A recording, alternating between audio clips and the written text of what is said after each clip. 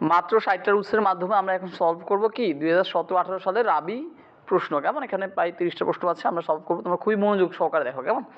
ওকে, প্রথম যে প্রশ্ন এখানে বলছে হাইপারবোল ইজ অ্যান, হাইপারবোল হয় কি বলো তো? হাইপারবোল মানে কি? অতিরঞ্জিত করা, কি করা? এটা খুব কমন একটা জিনিস আমরা জানি।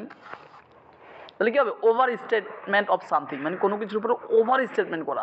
যেমন আমরা যদি ওয়াও, মানে আমরা বলি না, এই ধরো কোনো কিছুকে অতিরিক্ত সুন্দর হলে আমরা ও মাই গড আকাশের মতো সুন্দর, বা 10 কেজি হলে আমরা বলি 100 কেজি, এরকম যদি বাড়িয়ে বাড়িয়ে বলি এটাকে বলা হাইপারবোল, কেমন? ওকে, নেক্সট, এ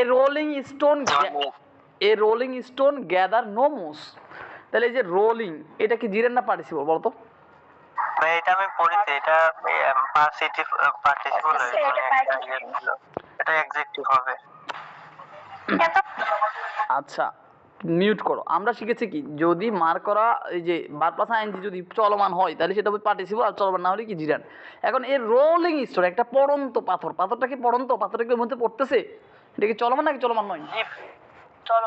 চলমান। এবার চলমান হলে জিরান না পার্টিসিপল? পার্টিসিপল কিছু কাজ করে, আশা করি বুঝতে পারছো। ওকে, আচ্ছা, এ সিমিলি ইনভলভস, সিমিলি মানে কি বলতো? সিমিলি মানে হচ্ছে একদম ডিরেক্ট তুলনা, কেমন? স্পষ্ট তুলনা। আর এই মেটাফর মানে হচ্ছে কি? অস্পষ্ট তুলনা বা ভিতরগত তুলনা। তো সিমিলি হচ্ছে কি? Explicit comparison. আর মেটাফর হলে দেবো কি? ইলিসিট বা ইমপ্লিসিট কম্প্যারিজন। ক্লিয়ার? তার মানে সিমিলি মানে হচ্ছে একদম স্পষ্ট তুলনা, যেমন ইউ আর লাইক মি, তুমি আমার মতোই। তো এটা হচ্ছে সিমিলি। আর মেটাফর হচ্ছে কি? যে একটা ভিতরগত তুলনা, যেমন ডেট অফ সামথিং, কেমন? আচ্ছা, এ ইয়ার্স হ্যাজ পাস্ট, এখানে সিঞ্চ আসছে। তো সিঞ্চের রুলসটা আমাদের কি বলতো? সিঞ্চের আগের অংশ যদি V1 হয়, পর অংশ কি হবে? V2। তাহলে এটার আগের অংশ হ্যাজ পাস্ট, এটা হচ্ছে V1, হ্যাজ পাস্ট V1 মানে প্রেজেন্ট টেন্স। তাহলে পর অংশ লাগবে V2 মানে পাস্ট টেন্স লাগবে। তাহলে কোথায় V2 আছে বলতো? দেখা যাচ্ছে এই যে V2, তাহলে এটাই উত্তর B। Clear? Okay, it's a very important questions 35. He insisted, প্রথমত আমাকে এখানে ইনসিস্টেড একটা ইনসিস্টেড, মিউট করো প্লিজ, মিউট করো। কথা বলছে কে? ভাই 35 এর বি বুঝি নাই। আমাকে কথা বলতে দাও, বুঝানো সেটা তো পরে বলতেছি। কি আজব কথাবার্তা, আমাকে কথা বলতে দাও না, পরে আমি বুঝাই। হি ইনসিস্টেড, প্রথমে ইনসিস্টের জন্য প্রিপজিশন লাগবে। কি লাগবে? প্রিপজিশন। তাহলে ইনসিস্টের প্রিপজিশন আমার সিটির ভিতরে দেওয়া আছে। বলো তো আমার প্রিপজিশন সিটির ভিতরে কি দিছি? ইনসিস্ট কি? অন। তাহলে আমরা প্রথমে কোন অপশন বাদ দিব? 34 বোঝা নাই। 34 হচ্ছে কি? সিঞ্চ আছে এখানে। তাহলে সিঞ্চের আগের অংশ B1, হ্যাজ বলা আছে মানে B1 প্রেজেন্ট টেন্স। তাহলে আমাদের রুলস অনুযায়ী একটা অংশ B1 হলে একটা অংশ কি হবে? B2 হবে। B2 মানে পাস্ট টেন্স, এই যে পাস্ট টেন্স আছে এই যে অপশন B তে, এই জন্য এর উত্তর। ক্লিয়ার? এবার বুঝছো? জি ভাইয়া বুঝতে পারছি। ক্লিয়ার। ওকে, তাহলে এখানে ইনসিস্টের সাথে অন বসবে। তাহলে অন বসলে অপশন এ বাদ, এখানে অন নাই। অপশন বি, এখানে অন নাই। হ্যাঁ, তারপর অপশন সি তে অন নাই, একমাত্র অন আছে কোথায়? কথা বলো। অপশন ডি তে অন আছে, তাহলে অপশন ডি উত্তর। কিন্তু অন একটা প্রিপজিশন, প্রিপজিশন বারবার সাথে কি? বারবার সাথে কি যুক্ত হবে? আইএনজি। ক্লিয়ার? তাহলে উত্তর D. Okay, he has supported the team for over the 10 years through, হ্যাঁ, ড্যাশ মানে he has supported, say support করেছে দ্য টিমটাকে ফর ওভার 10 ইয়ার্স, 10 বছর ধরে। তার মানে কি? সে দলের সুখে দুঃখে যে কোনো অবস্থায় কি করছে? সাপোর্ট করছে। এই যে সর্ব অবস্থা, এটাকে বলে কি? Thick and thin. এই থিক অ্যান্ড থিন এটা একটা memory, but thick and thin মানে একদম সর্ব অবস্থায়, at any time all condition, কেমন?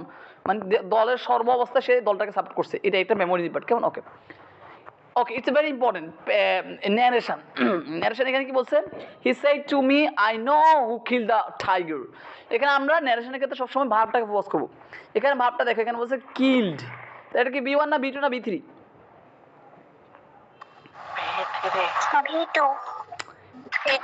B2। তাহলে আমরা ন্যারেশন রুলসটা কি? ন্যারেশন রুলস হচ্ছে B1 হলে B2, B2 হলে কি? B3।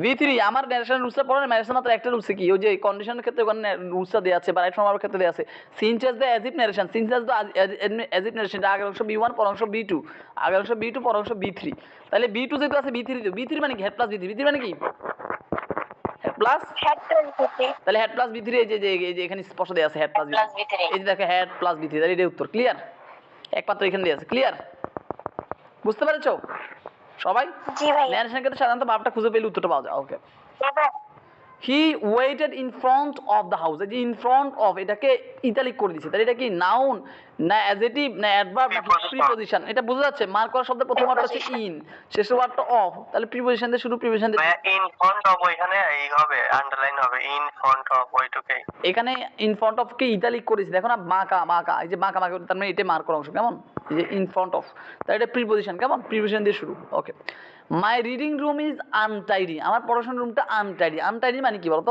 আনটাইডি মানে হচ্ছে নোংরা অগোছালো কেমন আর টাইডি মানে হচ্ছে পরিষ্কার তাহলে এটা কি হবে মেসি মানে কি নোংরা বলে ম্যাসে থাকি ম্যাস থেকে মেসি ম্যাস হচ্ছে নাউন ম্যাসের অ্যাডজেক্টিভ হচ্ছে মেসি ক্লিয়ার ওকে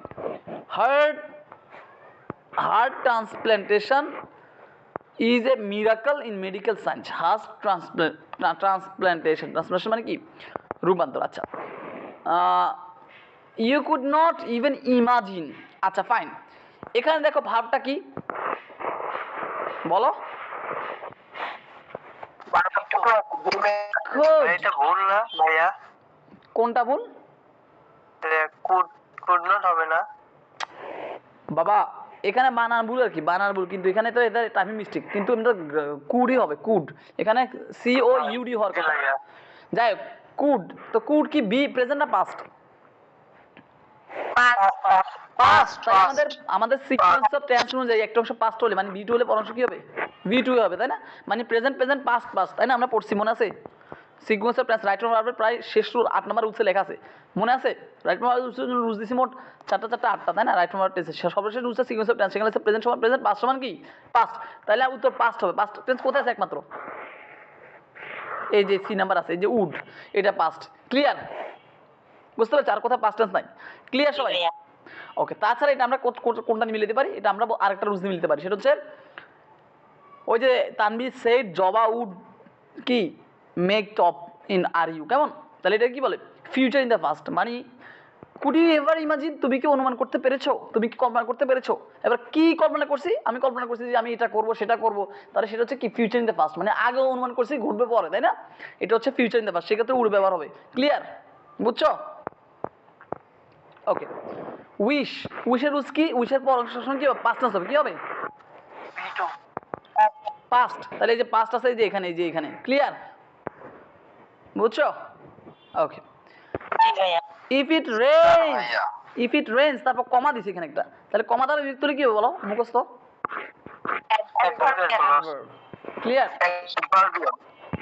সবগুলা শীটের রুলস থেকে কিনা বলো সবগুলো আমার এই সাইটের রুলস থেকে কিনা বলো ভাই আপনি আরো বলছিলেন যে নাউন অ্যাডজেক্টিভ না হলে অ্যাডভার্বিয়াল না সেখানে তো যাওয়াই লাগছে না সেখানে এগুলো চেক কর কমা দেখছি অ্যাডভার্ব জায়গা দেখছি অ্যাডভার্ব সময় দেখছি অ্যাডভার্ব সেখানে আর নাউন হয়েছে কিনা যেগুলো চেক করার প্রয়োজন নাই কমা দেখছি অ্যাডভার্ব জায়গা দেখছি অ্যাডভার্ব এরকম করে আমি যেটা বলছি এগুলো দেখলে এখানে আর চেক করা দরকার নাউন কিনা অ্যাডজেক্টিভ কিনা কেমন ওকে এই যে প্রশ্নগুলো সলভ করেছি 99% সব গ্রামারগুলো সবগুলো আমার সাইড রুলসের বাইরে কিছু পাইতেছো বলো গ্রামারগুলো না ওকে পাই নাই ইফ ইউ হ্যাড স্টাডি তাহলে এখানে হেড প্লাস B3 আছে দেখো হেড প্লাস B3 তাহলে কন্ডিশনের ক্ষেত্রে একটা অংশ যদি হেড প্লাস B3 একটা অংশ কি উড প্লাস বলো উডা প্লাস B3 এই দেখো would plus B3 option B তে আছে এটা উত্তর ক্লিয়ার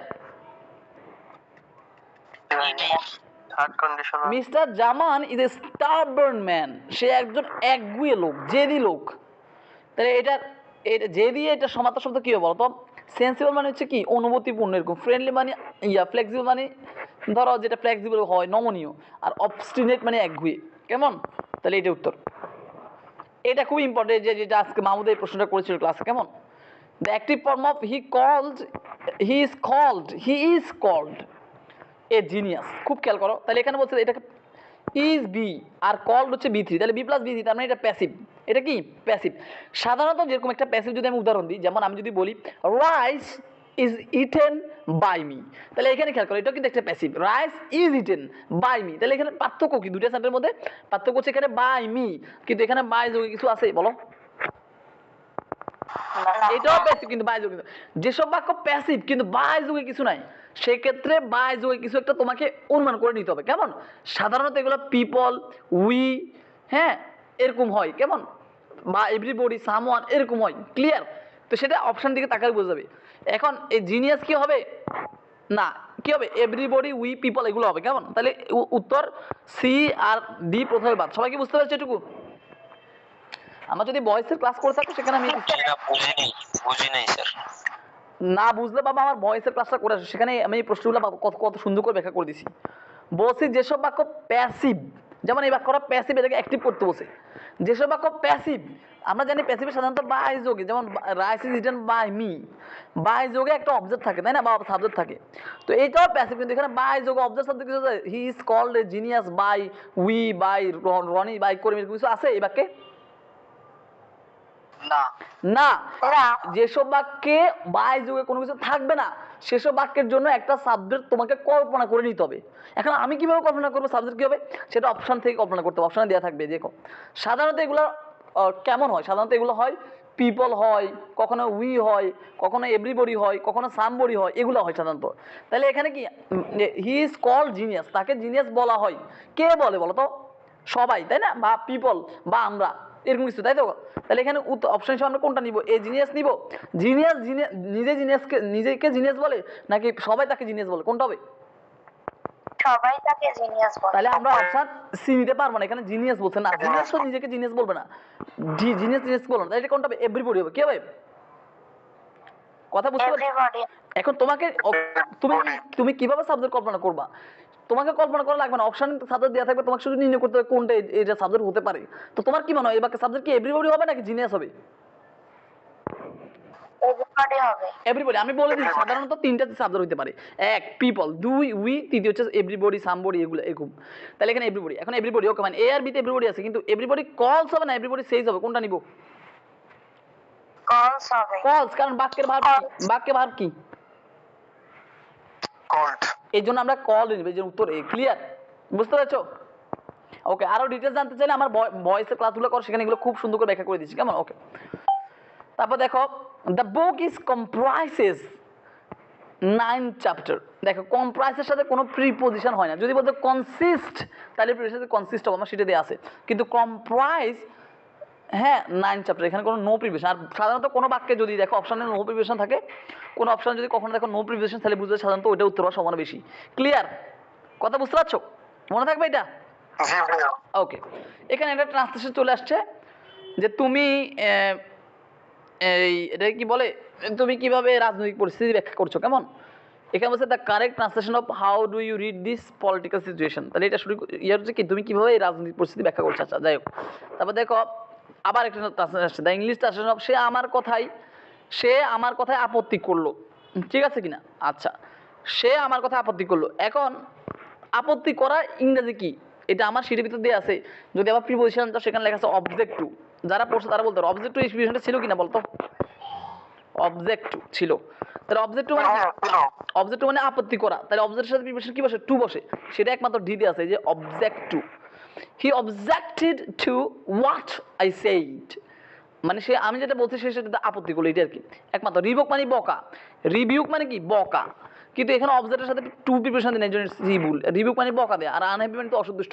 তাহলে একমাত্র কোনটা সঠিক? ডিটি। ক্লিয়ার? ওকে। তারপর আসে এখানে the correct the Nobel of Humayun Ahmed, Humayun আহমেদের নোবেল সেল বিক্রি হচ্ছে লাইক, কিসের মতো বিক্রি হচ্ছে? মানে খুব ধুমাধুম বিক্রি হচ্ছে, হট কেক, মানে খুব মানে এটা কি বলে, মানে খুব দ্রুত বিক্রি হচ্ছে এটাকে, মানে হট কেক, গরম গরম কেকের মতো। এটা একটা মানে ফ্রেজের মতো আর কি। কেমন? হট কেক মানে জানতো, হট কেক মানে হচ্ছে কি, মানে খুব কোনো কিছু দ্রুত বিক্রি হচ্ছে এরকম। কেমন? Okay. The passive who kill the bird, এটা আমার সিটির ভিতরে হুবদে আছে, হু কিল দ্য বার্ড। আমি এটা উদাহরণ সহ দিছি। কি বলতো হু কিল দ্য বার্ড? এটা এর আগে একদিন ছিল, আসছিল, সেখানে ভুল দিয়ে উত্তর দেওয়া ছিল। এখানে কিন্তু একটা সঠিক আছে, আমার সিটে দেওয়া আছে কি, by whom was the bird killed, সেটা দেওয়া আছে। কেমন? By whom was the bird killed. ঠিক আছে, এটা খুবই ইম্পর্টেন্ট। ওকে। তারপর দেখো the word oral is connected. Oral মানে কি জানো, মানে মুখে মুখে চলে আসছে, এটাকে বলে ওরাল। তাই এটা কিসের সাথে সম্পর্কিত বলতো? টাং, বেলি, হেড, মাউথ, কোনটা হবে? মাউথ। মাউথ। ওরাল মানে হচ্ছে মুখে মুখে কোনো কিছু চলে আসছে, পুরানো কথাবার্তা, এগুলোকে বলে ওরাল। কেমন, মানে তখন লিখিত আকারে হয় না। কেমন? There is a diversity, there is a diversity, এখানে আছে অনেক বিচিত্রতা, of the theme of Shakespeare's plays. শেক্সপিয়রের নাটকে, প্লেজ মানে নাটক, শেক্সপিয়রের প্লে অনেক ডাইভার্সিটি আছে। ডাইভার্সিটি মানে কি? অনেক ভ্যারাইটি আছে। কি আছে? মানে অনেক ভিন্ন ভিন্ন ভিন্নতা আছে।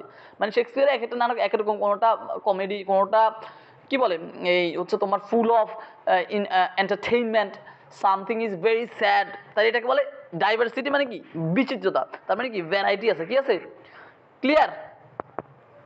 ওকে। They love each other heart and soul. এই যে হার্ট অ্যান্ড সোল নিচে দাগ দিছে, তাহলে হার্ট অ্যান্ড সোল এটা কি নাউন অ্যাডজেক্টিভ? তাহলে দে লাভ ইচ আদার, ইট মিলে না? মিলে না। তাহলে মার্কার শব্দের আগের ওয়ার্ডটা কি নাউন? তাও হয় না। তাহলে এটা কি হবে? নাউন হয় না, অ্যাডজেক্টিভ হয় না, তাহলে এটা কি হবে? Adverbial clause. অ্যাডভার্ব। তাছাড়া এটা ভালো কাজের ধরন। কিভাবে? ম্যানার বুঝে। এটা কি বুঝে? ম্যানার। কি ম্যানার কিভাবে বুঝে আমি প্রমাণ করি। They love each other heart and soul, তারা একজন একজনকে হৃদয় দিয়ে ভালোবাসে। তো ভালোবাসার ধরনটা কেমন? কাজের ধরনটা কেমন? গভীর, হৃদয় দিয়ে, অন্তর দিয়ে।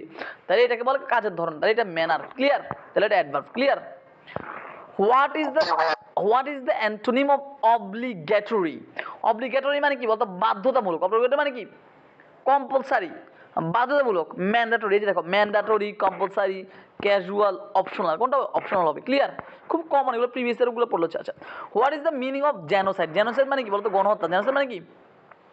গণহত্যা। Deliberately killing of whole group of people. তাহলে একটা দলকে মানে সুচিন্তিতভাবে হত্যা করা। যেমন 25শে মার্চ গণহত্যা হয়েছে, কেমন? জেনোসাইড। জহিরানে একটা বই আছে, stop genocide. Clear? Okay. Which of the proverb is correct? এটা একটা প্রবাদ চলে আসছে। এই যে তোমাদের রাজশাহী বিশ্ববিদ্যালয়ের জন্য তোমরা একটু ট্রান্সলেশনগুলো পড়বে। ট্রান্সলেশন অধ্যায় গিয়ে বা প্রভার্ব অধ্যায় গিয়ে বা ইডিয়মস অধ্যায় গিয়ে এগুলো একটু পড়তে হবে। কেমন? এগুলো জানতে হবে। এগুলো থেকে প্রায় আসতেছে দুই একটা করে, সুতরাং একটু এখানে ফোকাস দিও। কেমন? ওকে। তারপর দেখো কোনটা সঠিক উচ্চারণ। এটা আমার শিটে হুবহু দেওয়া আছে। ঠিক আছে? আমার শিট মেমোরি পার্ট যে আছে স্পেলিংয়ের জন্য, সেখানে কিন্তু দেওয়া আছে এজাজিনেশন, ডাবল এস ডাবল এস। কেমন? ক্লিয়ার? ওকে। তারপর দেখো হুইচ ওয়ান ইজ কারেক্ট। ওকে, আমরা এখানে কোন রুলস থেকে আসছে বলতো? বাক্যটা শুরু হচ্ছে ডাব্লিউএইচ ওয়ার্ড দিয়ে। তাহলে এটা আমাদের একদম বই শিটের একদম প্রথম যে রুলসটা দেওয়া আছে সেটা হচ্ছে কি? ডাব্লিউএইচ ওয়ার্ড যদি বাক্যের প্রথম আসে, তারপর কি হবে বলতো? ভার্ব বা বিভার্ব, তারপরে অবজেক্ট। সাবজেক্ট হবে, সাবজেক্ট তারপর ভার্ব। না, সাবজেক্ট হবে না। ডাব্লিউএইচ যদি বাক্যের মাঝখানে আসে সেক্ষেত্রে না সাবজেক্ট। এখানে কি বাক্যের মাঝখানে আসছে ডাব্লিউএইচ ওয়ার্ড? না না না, তাহলে কি হবে? ভার্ব হবে। উল্টো আসছে। ভার্ব বা বিভার্ব হবে। তো এখন আমরা প্রশ্ন করার ক্ষেত্রে কোনটাকে গুরুত্ব দিব? আমি বলছি কাকে গুরুত্ব? ডু ডিড ডাজকে কাকে গুরুত্ব দিব? এটা আমি অনেকবার বলেছি। যদি ডাব্লিউএইচ ওয়ার্ডের ক্লাসটা করো বা ফার্মিং কোশ্চেনের ক্লাসটা করো, সেখানে বলছি প্রশ্ন করার ক্ষেত্রে ডু ডিড ডাজকে প্রাধান্য দিতে। কাকে প্রাধান্য দিবে? যে এখানে প্রাধান্য দিব। Clear? Okay. Would you mind, এই যে ভার্ব, একটা ভার্ব আসছে, এরপর যে আরেকটা ভার্ব আসে, কি হবে? তাহলে আইন যে কোথায় আছে? অপশন সি তে। ক্লিয়ার? জি ভাইয়া। তাহলে এটা উত্তর। তাহলে এখন বলে যে গ্রামার গুলো কি একটা ন্যানো সেকেন্ডে উত্তর করা যায় কিনা বলো? জি ভাইয়া। সহজ না কঠিন তোমরা আমাকে বলো। তোমরা কি মানে ভালো করতে পারবে না বলো? জি ভাইয়া, জি ভাইয়া, ইনশাআল্লাহ।